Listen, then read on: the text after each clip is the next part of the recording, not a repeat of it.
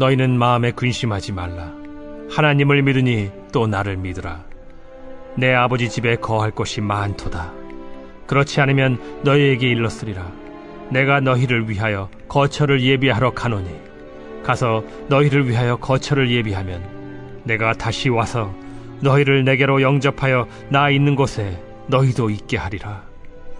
내가 어디로 가는지 그 길을 너희가 아느니라. 도마가 이르되, 주여, 주께서 어디로 가시는지 우리가 알지 못하거늘 그 길을 어찌 알겠사옵나이까? 내가 곧 길이요 진리요 생명이니 나로 말미암지 않고는 아버지께로 올 자가 없느니라. 너희가 나를 알았더라면 내 아버지도 알았으리로다. 이제부터는 너희가 그를 알았고 또 보았느니라. 오늘은 예수님을 반드시 지켜야 합니다 라는 제목으로 말씀 나누겠습니다. 오늘도 저와 여러분에게 보혜사 성령께서 말씀을 깊이 깨닫게 해주셔서 큰 은혜 받기를 소원합니다. 사랑하는 여러분, 여러분의 인생에서 여러분에게 가장 크게 영향을 끼쳤던 사건이 무엇입니까? 저는 단언컨대 제 인생에서 예수님을 처음 만났을 때라 말하고 싶습니다. 왜냐하면 예수님과 처음 만났을 때 제 인생의 방향이 완전히 바뀌었기 때문입니다. 그때 제 인생의 주인이 저에게서 그분에게로 바뀌었고 저 자신을 위한 삶이 그분을 위한 삶으로 바뀌었던 것입니다. 놀라운 것은 그때 이후 지금까지 31년 동안 그것이 바뀌지 않고 있다는 것이고요. 그 영향력도 여전히 제 삶에서 시시때때마다 영향을 끼치고 있다는 것입니다. 제가 예수님을 처음 만났던 시간은 아주 긴 시간이 아니었습니다. 또한 제 인생을 바꿀 만한 대단한 교육이나 훈련을 받는 시간도 아니었습니다. 그 만남에서 제 인생이 바뀌게 된 것은 그분이 제 마음 안에 들려주셨던 한마디의 말씀 때문이었습니다. 원철아, 내가 너를 사랑한다. 제 인생 처음으로 들었던 예수님의 생생한 목소리였습니다. 그 짧은 음성은 저로 하여금 예수님은 정말 살아계신 분이시구나. 예수님은 나를 진정으로 사랑해 주시는 분이시구나.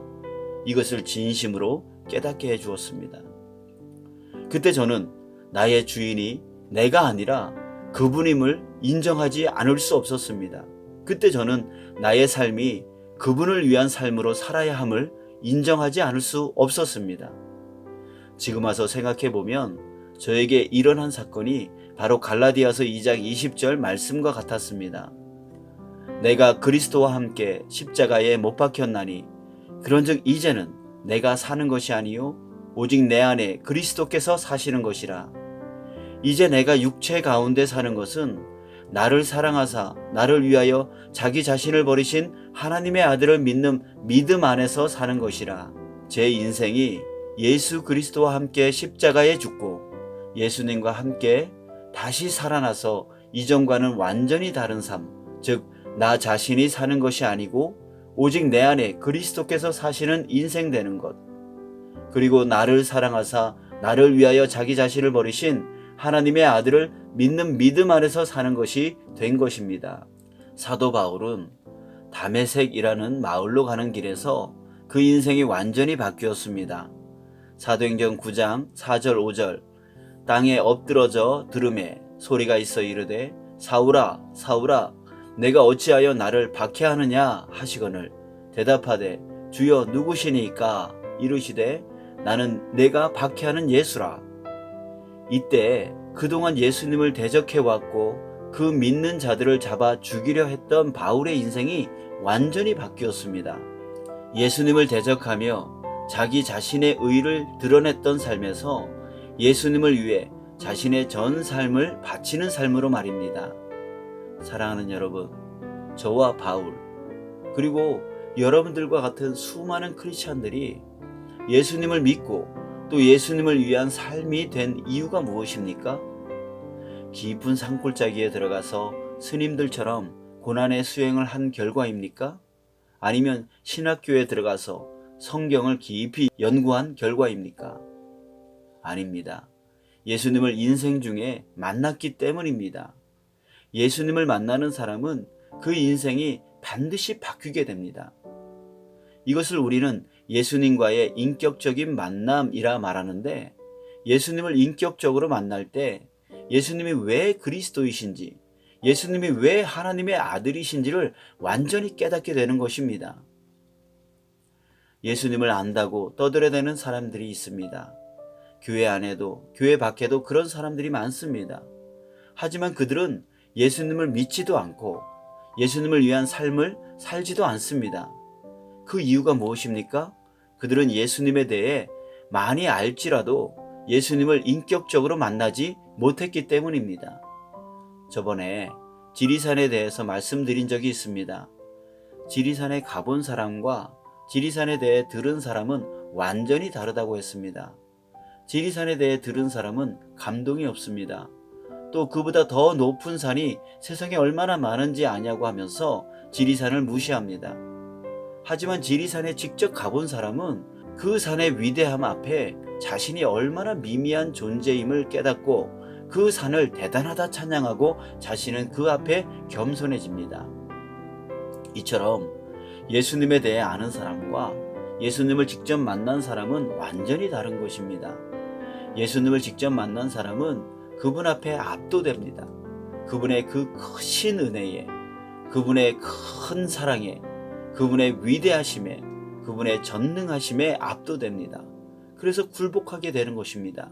그래서 주인의 권한을 넘기게 되고 삶의 권한을 넘기게 되는 것입니다. 그래서 그분의 중심으로 생각하고 그분 중심으로 판단하고 그분 중심으로 결정해 나가는 것입니다. 혹이라도 주님이 원치 않는 죄를 지었을 때에는 양심이 가만히 있지 않습니다. 다윗이 시편 32편 3절에서 이렇게 고백했습니다. 내가 입을 열지 아니할 때에 종일 신음함으로 내 뼈가 쇠하였도다. 이는 밧세바를 범하여 하나님께 죄지은 다윗의 심리를 표현하고 있습니다. 이처럼 주님을 만나 주님께 압도된 자는 그 죄로 인해 계속 불편합니다. 그래서 결국 회개하고 돌아서게 되는 것입니다. 다시는 그 죄로 나아가기를 원치 않게 되는 것입니다. 사랑하는 성도 여러분, 도대체 예수님이 누구신데 그분을 만나면 이렇게 바뀌게 되는 것입니까? 오늘 본문 말씀은 그것을 증거하고 있습니다. 6절에 보면 예수님 자신을 내가 곧 길이요 진리요 생명이니 나로 말미암지 않고는 아버지께로 올 자가 없느니라고 말씀하셨습니다.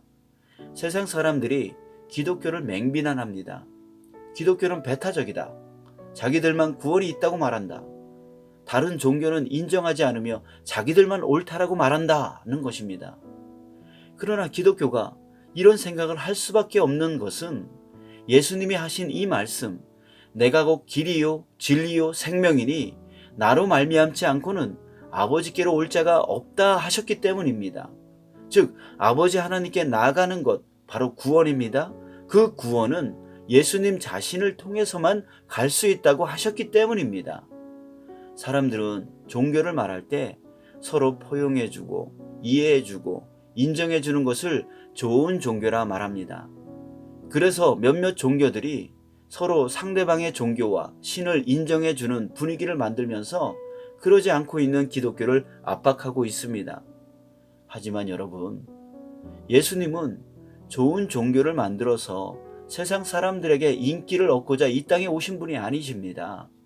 예수님은 우리의 죄로 말미암아 단절된 하나님과의 관계를 회복시키는 길이 되어 주시고자 이 땅에 오셨고요. 우리의 죄로 하나님의 형상을 잃어버린 채 세상 어두움 가운데 묶여 살아가는 우리에게 진리로 자유케 해 주시고자 오셨고요. 우리의 죄로 죽음의 두려움 가운데 살아가는 우리에게 영원한 생명을 주시고자 오신 분이십니다. 그러므로 사랑하는 여러분, 우리는 세상에서 기독교가 좋은 종교임을 보여주려 해서는 안 됩니다. 그러면 세상과 타협해야 합니다. 그렇게 되면 세상이 원하는 인기 있는 종교는 될 수 있어도 예수님과는 무관한 종교가 될 것입니다. 요한복음 13장 8절에 베드로가 이르되 내 발을 절대 씻지 못하시리이다. 예수께서 대답하시되 내가 너를 씻어 주지 아니하면 내가 나와 상관이 없느니라 하셨습니다. 무슨 뜻입니까?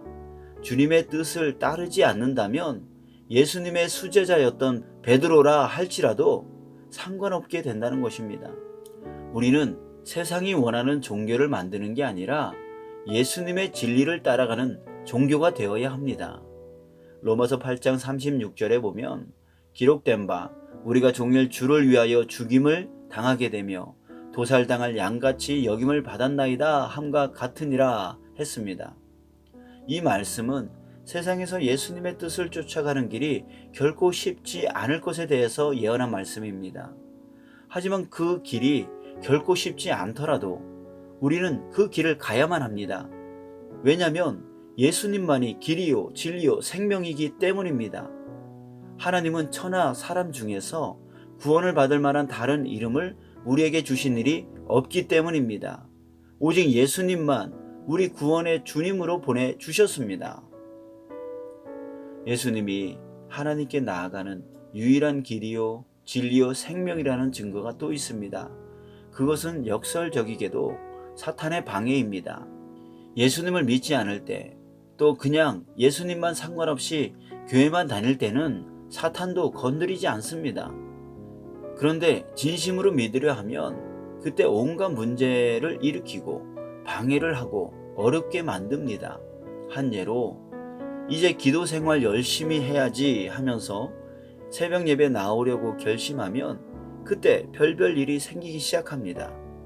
또 이제 마음먹고 교회 좀 잘 다니려고 하면 그때에 가정에 어려움이 생기거나 직장이 바빠지거나 하면서 꼭 빠질 일들이 계속 이어지는 것을 볼 수 있습니다. 많은 분들이 이런 경험을 해보셨을 겁니다. 왜입니까? 이것이 영적 세계의 신비입니다. 우리가 사는 세계는 눈에 보여지는 세계와 눈에 보여지지 않는 세계가 있습니다. 그런데 이와 같은 현상은 눈에 보여지는 세계로 설명할 수 없습니다. 그것은 분명 눈에 보여지지 않는 세계의 그 무언가가 예수님께 가까이 나아가려 할 때에 방해하고 있는 것이죠. 이는 예수님이 정말 길이요 진리요 생명이라는 증거입니다. 값싼 물건은 가짜를 만들지 않습니다.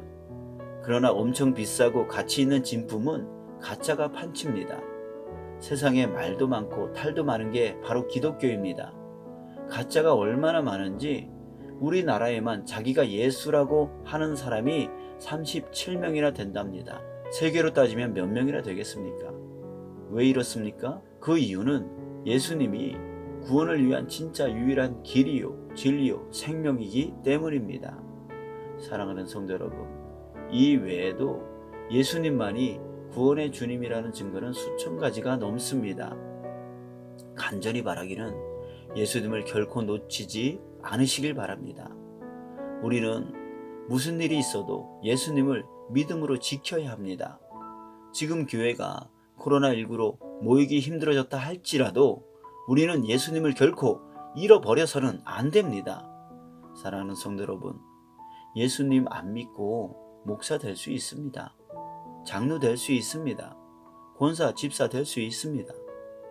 공부 웬만히 해서 신학교에 가서 성실하게 있다가 졸업하고 경력 쌓으면 목사 될 수 있습니다. 교회 오래 다니고 교회에서 성실하게 일하면 직분 받을 수 있습니다. 그러나 예수님 안 믿고 하나님께로 나아갈 수 없습니다. 구원받을 수 없습니다.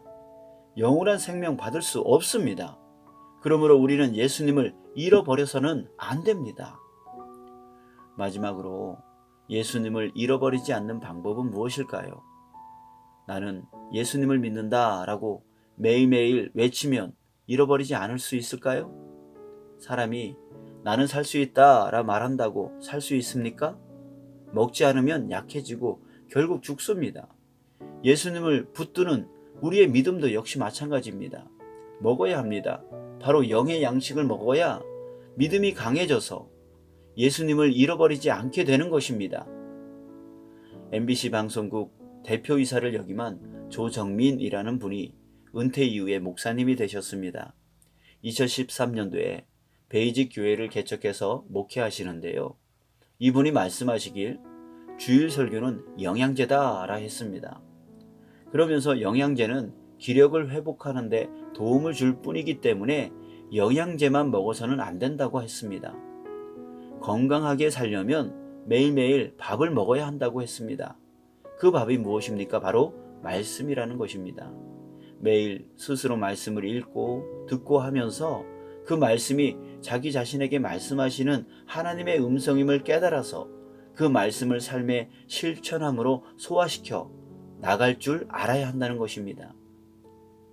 우리는 어찌 보면 지금까지 영양제 역할을 하는 주일 설교에 우리 믿음의 삶을 의지해 왔습니다. 그러면서 실제로 밥은 먹지 않고 살아온 성도가 많습니다. 그러니 힘이 없습니다. 가정에서도 직장에서도 이웃 안에서도 그리스도인의 진정한 힘과 능력, 지혜를 발휘하지 못하는 것입니다. 세상 사람들이 걱정하는 상황 가운데서 우리는 주님을 의지함으로써 주님이 주시는 평강을 누릴 수 있어야 하는데 그들과 똑같이 걱정하고 있습니다. 세상 사람들이 물질 만능주의 속에 빠져 살 때 우리는 주님을 의지함으로써 주님이 채워주시는 은혜로 살아야 하는데 그들과 똑같이 물질을 우상으로 여기며 삽니다. 세상 사람들이 자기 자신만 알고 자기 유익만을 위해서 살 때 우리는 주님이 채워주시는 것으로서 주님의 사랑을 나누며 살아야 하는데 그들과 똑같이 우리도 우리 유익만 생각하며 삽니다.